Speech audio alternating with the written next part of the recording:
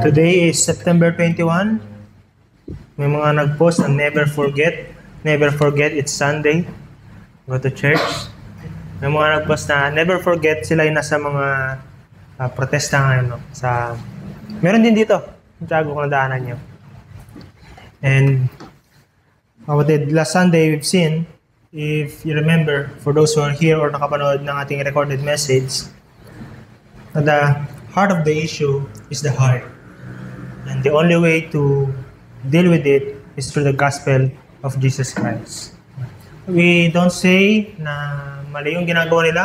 It's debatable. In fact, I have Christian friends, respectable Christian friends na kabilang ngayon doon. Sana na nagsimba muna sila na sa isip ko. Sa Luneta sila. Sana na nagsimba muna sila. They meet the Lord and celebrate the Lord's Day. So that to tell the people while we are concerned sa sitwasyon ng ating bansa, concerned sa ating society, to tell and give a message to the people that we're living for another world. Yung mundong nag-aantay. At ang mundong yun, yung mundo na pinangako ng Panginoon sa Kristo, in fact, ginagawa niya na ngayon. The kingdom of God na nakikita natin na binapahayag ng Mark. At mahalaga na po kapatid na maging clear tayo doon. Yeah. So that you will not get caught up in endless debates and arguing with who's to vote or who's not to vote. May lugar para doon, pero sana hindi walang hanggan. At hindi hanggang alas 3 ng umaga na nakikipag-debate. This morning, like nang binasa natin ngayon, ay ang message ay patungkol sa dalawang klase ng tao na pinagiling ni Kristo. In Mark chapter 7, verse 24 hanggang 37. Pinag-isa natin yung message, and as I've read that, isa kasi yung mensahe, isa yung gustong ipakita ni Mark dito. No? And imagine nyo, mga kapatid, si Jesus Christ is the same Jesus from the Mark chapter 6 and Mark chapter 7 na naghahanap ng lugar kung saan pwede siya ipag-isa. It tells us this Jesus, although God, we worship Him, the Son of God, kailangan niya ng me time. Kailangan niya ng time to be with God. Hindi lang me time na siya lang, but time to spend with God, His Father. Kung yun ay totoo at kailangan ating Panginoong Jesucristo, gayong Diyos siya, all the more na mas kailangan natin. Kaya that time, nagpunta si Jesus Christ sa region ng Tyre and Sidon from verse 24. Pumunta siya doon kasi nga it's a non-Jewish region, meaning walang masyadong nakakaalam o nakaka-witness ng kanyang mga ginagawa ng mostly sa Galilee, which is mga Hudyo yun nandun. Pero gayon pa man, sinabi sa atin ng kwento ay hindi nangyari. Hindi siya makapagtago. Kilala siya ng mga tao. And then, ipapatuloy natin, makikita niyo mga kapatid, ang mga dinala dyan o yung mga nagpunta kay Kristo ay hindi yung mga may sakit, kundi may either representative or may mga taong nagdala sa kanila. Sa unang kwento, verse 24 hanggang verse 30, merong representative, nanay, nung may demon possessed. And then sa may verse 31 hanggang verse 37, yun naman baldado, o yun namang pipi at bingi. Isang tao yung pag pipi and bingi ay dinala. Isang babae, sa unang kwento, and then sa pangalawang kwento, isang lalaki. Magandang i-observe niyo yung contrast mga kapatid. No? Pero itong parehong miracle na ito ay ginawa ni Jesus Christ on same non-Jewish region. Tyre and Sidon ngayon ay nasa bandang Lebanon and Syria. Itong Decapolis ay bandang Jordan and Syria din. Ito ay lugar ng mga hindi Hudyo. Kung babalikan natin ang Old Testament, ito ay lugar ng mga taong hindi pinili ng Diyos through covenant with Abraham, Isaac, and Jacob. At yung mga tao noon, kapag hindi ka Hudyo, sa mga Jewish na mga Israelites, kapag hindi ka Hudyo, Gentile ka. Marumi ka, hindi ka puro. Hindi ka kabilang sa piniling mga tao. And yet, dito ginawa ni Jesus Christ itong dalawang miracle. And I would like to emphasize, kasi I hope you've seen the obvious, na in first miracle, ang pangyayari, more conversation, exchange of words between Jesus and the woman. Sa pangalawang miracle, verse 31 hanggang 37, it's Jesus Christ doing something. So action, conversation, and action. Conversation between the woman, action towards the man. Una din na pangyayari, no touch. Words lang. Sa inyo, uwi ka na, pangyayari dahil sa sinabi mo.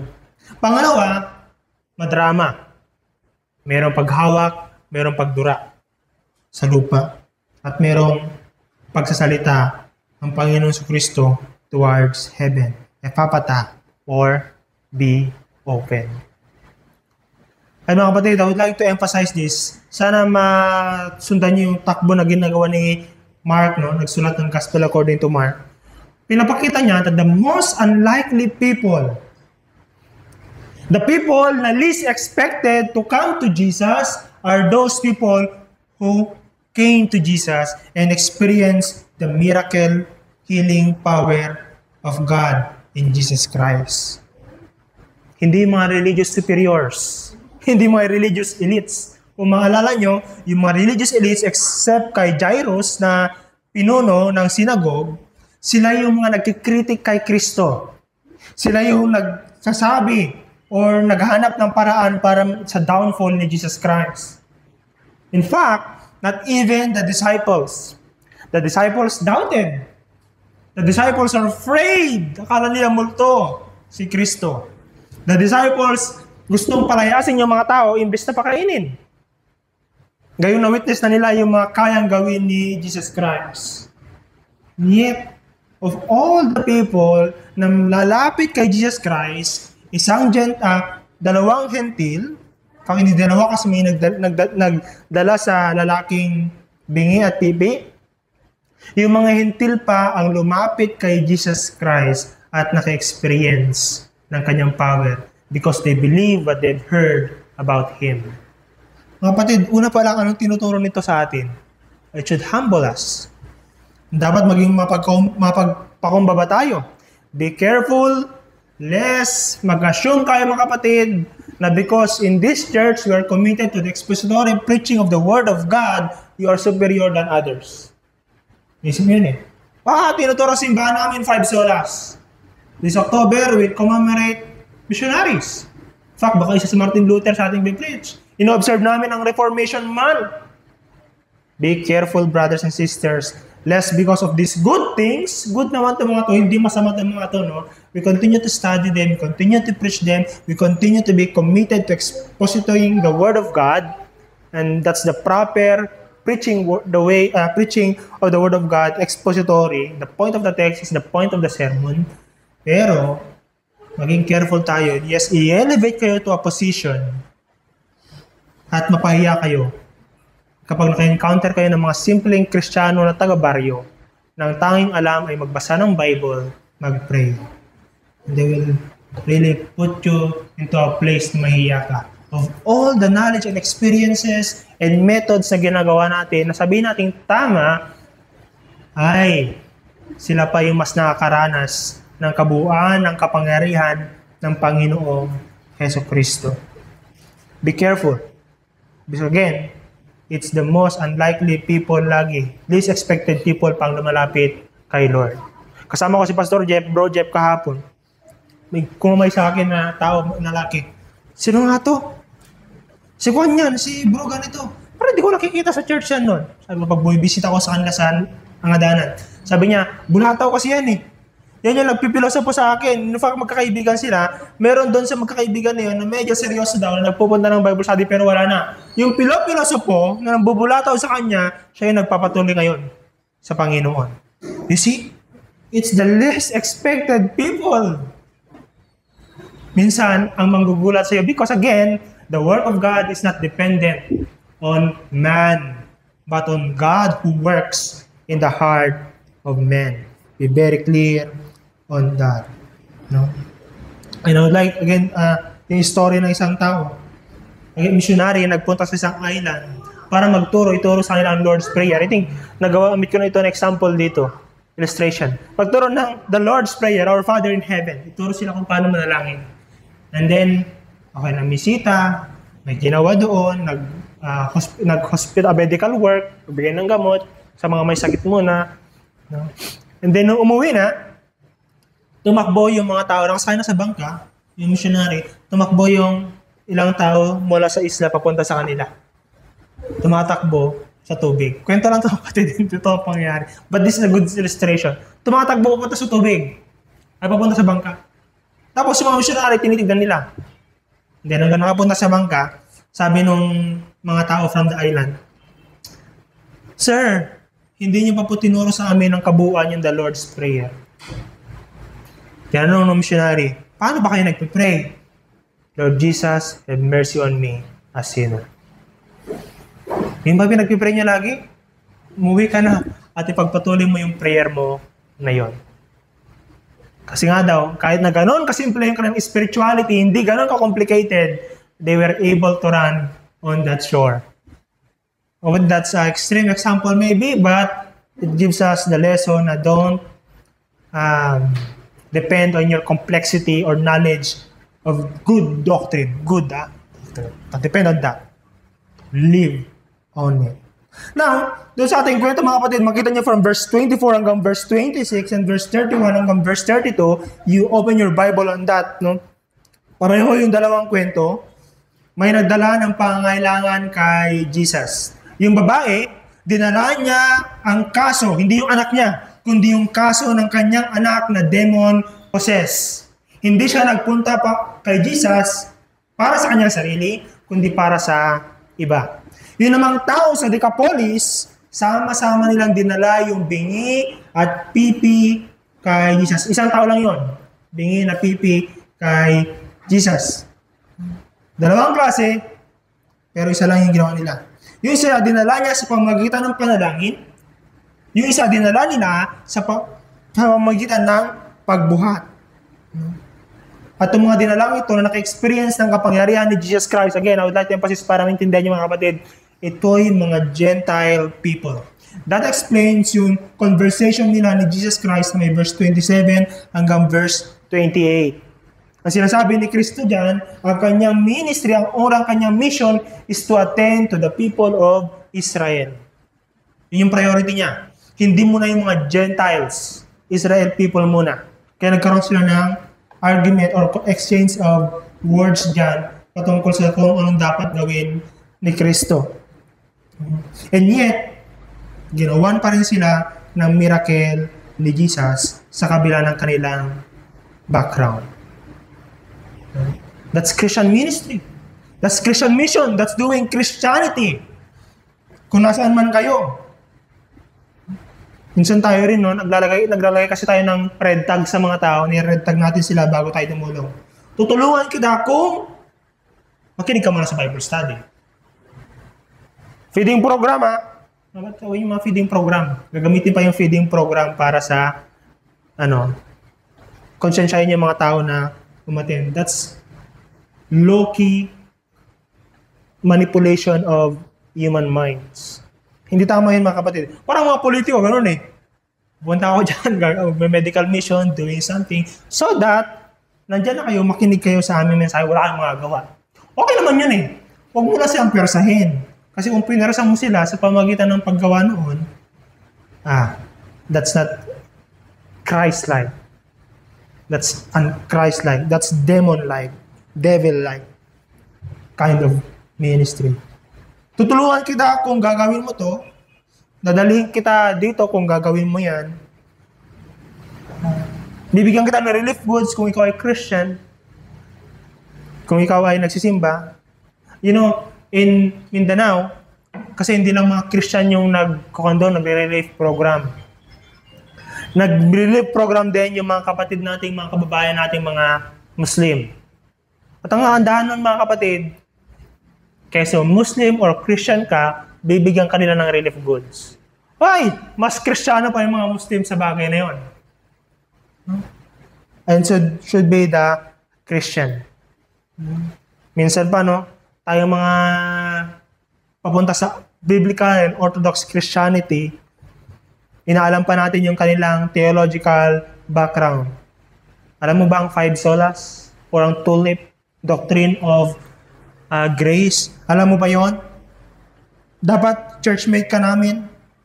Pero si Jesus, tinanggap niya yung dalawang Gentiles kahit on Jewish tradition, hindi sila qualified.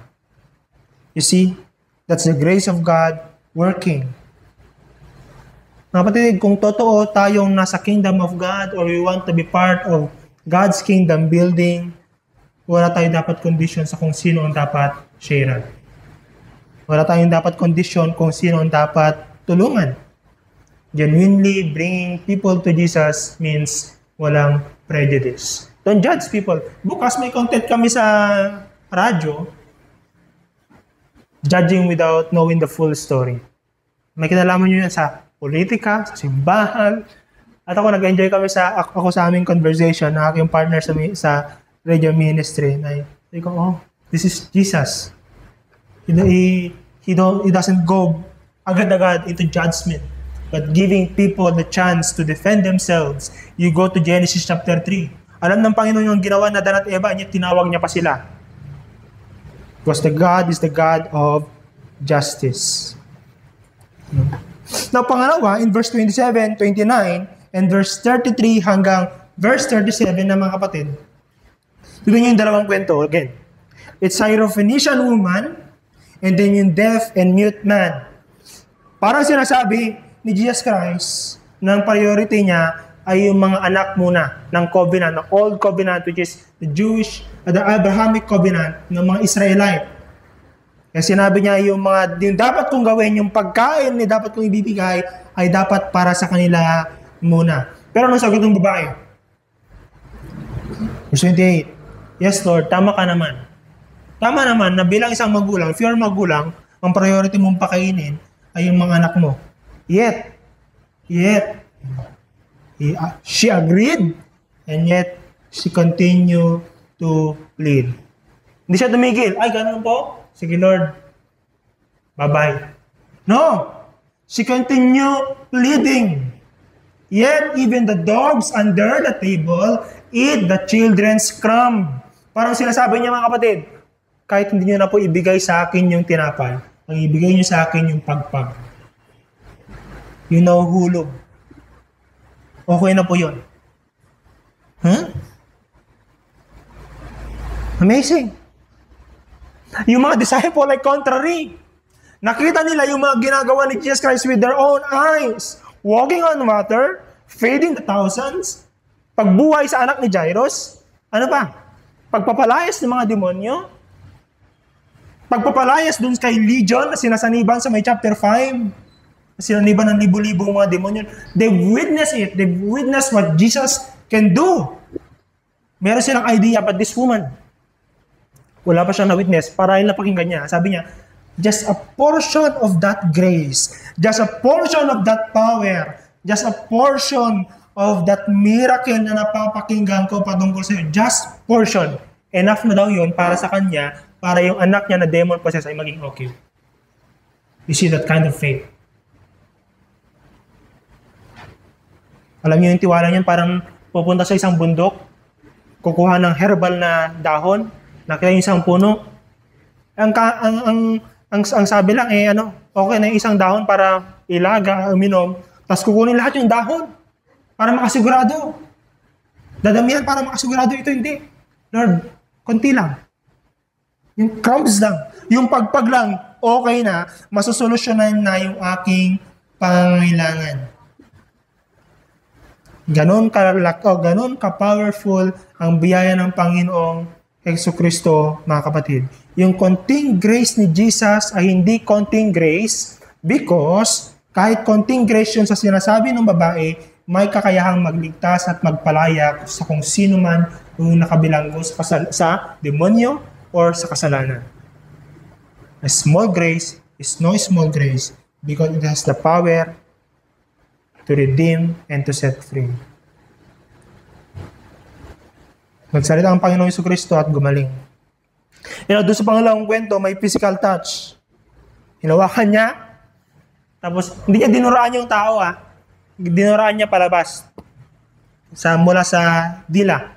Now, we don't know kung yun ay tradisyon nila doon na ginagawa ng mga manggagamot No? Or symbol dahil ang problema niya ay yung kanyang dila, hindi siya makapagsalita. Since hawak na ni Jesus Christ yung tenga niya, Jesus Christ is touching and making a symbol of releasing something out of the mouth. Pwede yun. No? But we can see here, na hinawakan ni Kristo, napaka-unique ng method. Unique compared dun sa unang miracle, pero same ang result. Different methods, same ang result. Anong tinuturo mga kapatid in point 2? By the way, I tried to arrange the sermon na ba na matatandaan nyo kasi sa Langham, nag-training kami sa Langham na remind ako na nga, when arranging point in sermon, as much as possible, makatandaan ng mga listeners. Kasi nabuhan ko, BTS. Bring, trust, and see. Although, yung fan kayo ng Enhypen, pero I hope matandaan niyo mga kapatid. Now, that's it. Ang tinuturo sa atin mga kapatid ng kwentong ito, ang power hindi sa method. Ang power sa tao ni Kristo. Hindi sa kung saan, or kung paano ang kapangyarihan maranasan. Ang tunay na kapangyarihan ay maranasan lamang sa Panginoong Hesukristo. Now, trust on that. With the social media sa panahon natin, I don't know in the future, baka ma-pressure tayo to try something in order to make this church grow in terms of number or to attract people. And magkakaroon tayo ba ng magkakaroon tayo ng leaning and communicating na lalago tayo kapag ginawa natin ang method na ito. Lalago tayo kapag ginawa natin ang sistemang ito. No, brothers and sisters. Not in method, not in places, but in person. Jesus Christ is very clear. If I believe to that in John, sabi niya, kung ako'y may tataas at may tatanyag, I will draw men to myself. It's not you who draw men. It's Christ. Kapag si Jesus Christ ay naitataas, kapag si Jesus Christ ay naitatanok sa Ilocano, na madaydayaw, nilalagay sa tamang pwesto, sa kung saan man siya sa simbahan, at maging sa sarili niyong buhay, kung nasa tamang lugar ang Panginoon sa inyong buhay, magagamit ang inyong buhay, ang simbahan, para mailapit sa kanyang sarili ang mga tao. Siya nagsabi ng mga kapatid, if I be lifted up, I will draw men to myself. And Jesus Christ. So trust in Him. Trust in His grace, not in methods. Brothers and sisters, method may help. We don't sinasantabi ang method all out, no? They may help. But again, do not make the method the standard. Christ is the standard. We've seen that in last Sunday's message. This Pharisee and scribe, ginawa nilang standard yung paghugas ng kamay, ginawa nilang mabuti naman yung mga yon. Pero nilevel nila yon to the point of spirituality na may kinalaman yon sa standing mo before God. No way. Ang tinitignan ng Panginoon ay yung puso. And here, same. It's Jesus Christ looking at the heart. Jesus Christ looking at the heart of the issue, the heart of the solution. The heart of the issue is the heart. The heart of the solution is Christ. At makita din natin mga kapatid, yung grace ng Panginoong Hesukristo, yung kapangyarihan niya, hindi lang pang spiritual, hindi lang pang demons, kundi pati physical. Remember niyo yung man possessed by legion? Sinasaniban ng libo-libong mga demonyo, about 5,000 to 6,000 demons. Pagkatapos ng deliverance niya, pagkatapos ng paglaya niya sa mga yon, ano nangyari? If you remember, sabi ni Jesus Christ sa kanya, gusto niya kasi sumama gusto niya mag full-time ministry. Ang sabi ni Jesus Christ sa kanya, umuwi ka, ipahayag mo sa iyong kamag-anak ang ginawa ng Diyos sa iyo. And the story tells us, Mark tells us, and the man went about the region of Decapolis proclaiming what Christ has done.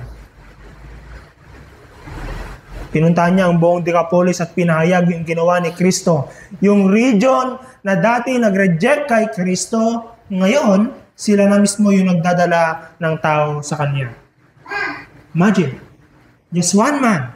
Because of that one man na nag-ikot at glorify si Jesus Christ sa pamagitan ng pagkwento ng ginawa ni Kristo sa Kanya, the man was drawn to Jesus. Hindi mo kailangan mag-announce ng tarpaulin. Unlike ngayon, nagpabmat na, naggawa na ng reels. May mga pakulong simbahan eh. Yung tutumba, tapos may nakasulat na papel ng oras. Nakikita niyo yan? Na 8 a.m. na yung ganun mga pakulo para makapag-invite. Hindi pa rin pumupunta yung mga tao. May pumupunta siguro, pero kailangan nila ng ganung mekanismo. Mas matibay yung mechanism na si Kristo ikwento mo and that people faithfully tell the story about Jesus Christ faithfully and then let Him draw men to Himself. That's what happened here. The ones na nagre-reject kay Kristo, sila na mismo yung lumalapit. At hindi lang basta sila lumalapit, nagdadala sila ng tao sa Kanya. Now in verse 37 hanggang 36 hanggang 37, medyo nagkaroon ng difficulty yan. Paano ito, Panginoon? Tama na naman. Ako kung isipin ko, tama na naman yung ginawa ng lalaki. Kahit sino naman. Bigyan mo ako ng 1 million, Panginoon, miraculously sa aking bank account. Hindi mo walang magsasabi kung saan nang gagaling. Alam mo gagawin ko, Lord? Wala tayong testimony. Pero Sunday school, kaya kwento ko yun. Hindi ako mapipigilan. No, because of something astonishing, verse 37, and they were astonished beyond measure. Nakagulat yung ginawa ni Kristo, pipi, bingi, pinagaling ni Jesus Christ, at once, walang operasyon, miraculously ginawa niya, nakakagulat talaga yon. Again, kung ilalagay niyo yung sarili niyo sa posisyon ng lalaking yun, understandable. Pero Jesus Christ, alam mo naman yun eh. Bakit mo pinag-uutos sa Kanya na huwag niyang gawin iyon? Because brothers and sisters, again, maintindihan natin yung verse 36 to verse 37 kung titignan natin yung kabuuan ng buong Mark. Kasi may ginagawa si Jesus Christ dito or may ginagawa si Mark, may gustong ipakita si Mark sa atin doon sa kwento ng buhay ni Kristo. Kasi paulit-ulit na to. Itong charge na to ay binanggit na rin sa ibang chapter in verse... nung nakaraang mga chapter na huwag niyong sasabihin yung aking ginawa. I-keep niyo lang yon. Because again, Jesus Christ is trying to do something. Una, may dalawang rason kasi mga kapatid. Kung puro miracles lang ang ginawa ni Kristo at yun yung pinapahayag ng mga tao sa paligid, yung mga miracles na ginagawa ni Kristo, wala nang space para sa tunay na discipleship. Because discipleship is not about miracles. Discipleship is not about casting demons. Kahit na nga sa Mark chapter 1 verse 30, sabi niya, kailangan kong pumunta sa ibang bayan para mag-preach. Look at the word. Kailangan kong pumunta sa ibang bayan para to preach there. Not to heal. Not to do something miraculous, but to preach. The mission of Christ is to came, kaya ang tawag sa Kanya ay the great apostle, messenger siya. Meron siyang message from God. At kung ang tao pinagkakaguluhan siya dahil sa miracles niya, no time to proclaim the real reason why he came here. The gospel message. Yun yung talaga yung rason, sabi niya, bakit ako dumating dito. Pangalawa, ayaw niyang isipin o ayaw niyang maisip ng mga tao ng Messiah is all about a miracle, is just about doing miracles, doing good things. Gets mo, kapatid? Ayaw niyang ma-misinterpret ng mga tao ng dahilan kung bakit siya nagpunta rito ay para pagalingin lang yung mga may sakit, para palayasin lang yung mga sinasaniban ng demonyo. Hindi yan yung purpose. Kasama yun. Kasama yun sa kanyang ginagawa. No? But the ultimate purpose of his coming here is the cross. That's why this text, Mark 7 verse 24 hanggang 37, invites us to see beyond the miracles to the cross. Because the real miracle is about to happen. Hindi pa talaga nangyayari. Mangyayari pa lang yung totoong miracle. At hindi yun mangyayari kung yung mga tao patuloy na lumalapit sa Kanya para sa miracles. In John chapter 6, yung another account ng pagpapakain ni Jesus Christ sa 5,000, pagkatapos siya pakainin yung 5,000, may ginawa yung mga tao. They tried to force Him to be their king. Pinersa nila siya. Gusto nila siyang kidnapin. Kikidnapin nila yung magiging hari nila. Kikidnapin nila si Jesus Christ, pupunta sa palasyo, papalayasin si Herod doon, at si Jesus Christ yung kanilang pauupuin bilang kanilang hari. Hindi mangyayaring kamatayan niya sa cross. It that happened. No? Ito kasi yung tendency ng mga tao eh. Isin mga kapatid, ang pagpapalayas ng demonyo kahit hindi niya nahawakan, yung anak ng babaeng yon, na Syrophoenician woman, wala doon sa eksena. Nandun sa bahay nila. And yet nakaranas ng miracles. That's power. Yung pipi at bingi, pinagaling ni Jesus Christ on that spot. Walang laboratory test. Yung baby namin, ang dami laboratory test. Alam mo nga sa medical, bago gumaling, no? Aalamin pa, idadiagnose pa. Jesus Christ, no? On the spot. That's power. Now, brothers and sisters, it's easy to see power in that. It's easy to recognize sovereignty on that. It's easy. But to recognize sovereignty on the cross, to recognize power on the cross, challenging yun. A lot of people don't do that. They cannot. Nakikita nila yung miracles, healing, deliverance, yung pagpapakain sa libo-libong mga tao. Power! Pero ang tunay na power ay nasa kamatayan ni Jesus Christ sa krus. Kaya pinipigilan niya yung lalaki in verse 36 na huwag sabihin kaninong man yung kanyang ginawa sa kanila. Because it may hinder or they may misinterpret what it means to be Messiah. To be Messiah, ultimately, for Jesus Christ, is to die on the cross. At yun yung kapangyarihan ng Panginoong Jesucristo. Mga kapatid, anong sinasabi na ito sa atin? The ultimate healing that we need is not pagiging pipi, is not pagiging bingi. The ultimate healing we need, let's pray na yung mga corrupt government officials ay ma-judge talaga. Pinag-pray natin yun kapag prayer meeting. I pray, kapag nasa hospital ako, naiinis ako kasi pwede sana sa public to kung yung pera na nanakaw papunta doon we could hire more doctors yung mga paganda yung facilities naiinis ako sa akin. Lord, the problem is the greed, is the heart. And that's why Jesus Christ performed the ultimate healing, the ultimate miracle, the ultimate show of power when He died on the cross. Mahirap tanggapin mga kapatid na ang power ay nasa pagbibigay ng buhay sa pamamagitan ng kamatayan. Si Paul mismo, Pablo, dati blind siya sa power ng cross. Pero nung naliwanagan siya, naintindihan niya ng kapangyarihan ng Diyos. Power to heal, yes. Pero yung pinaka-peak ng power ni Jesus Christ ay na-display sa kamatayan ni Kristo. Alam niyo sabi ni Apostol Pablo, isa lang ang ambisyon ko. I make this my ambition in Romans chapter 15 verse 20. My ambition is to preach the gospel kung saan hindi pa naririnig yung pangalan ni Kristo. That's after na-encounter niya yung totoong kapangyarihan. And you might say, brothers and sisters, I will end on this. Wala naman akong miracle story. Hindi naman ako pinanganak na pipi o bingi na naranasan yung kapangyarihan ni Kristo. Or hindi ko pa naranasan masaniban ng demonyo. Don't pray na masaniban ng demonyo at maranasan niya yung kapangyarihan ni Jesus Christ. Wala akong healing testimony. Wala akong miracle testimony. Pero brothers and sisters, meron ka. Meron kang kwento ng kapatawaran ng kasalanan. Meron kang testimony ng isang buhay na dati lost, gulong-gulong, ngayon nagkaroon ng direction dahil kay Kristo. The Bible tells us that's the greater healing that needs to be known.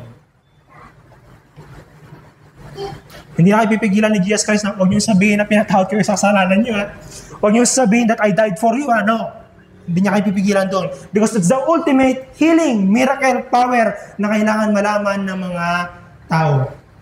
Yun yung greater healing na dapat mo i-share. So, dalawang Gentile stories, isang lesson. It's to call us to bring our need to Jesus, to trust in the power of His grace, not in methods, and to see beyond the miracles to the cross. I would like to invite you to ask this question yourself. For application, BTBL. Dadalhin mo ba ang pangangailangan mo kay Jesus? Dadalhin mo ba ang iba kay Jesus kahit ibang background nila? Or, kung hindi mo sila dadalhin, will you engage sa kanila in conversation, friendly manner, kahit na magkaiba kayo ng ideology, so that Christ may be lifted up through your life? Magtitiwala ka ba, hindi lang sa methods, kundi sa kapangyarihan ni Kristo? You can share that sa ating small group, or you can opt to our usual way of doing it na parang DBS. Also, mga kapatid, I invite you to continually meditate and chew on the word that we just received.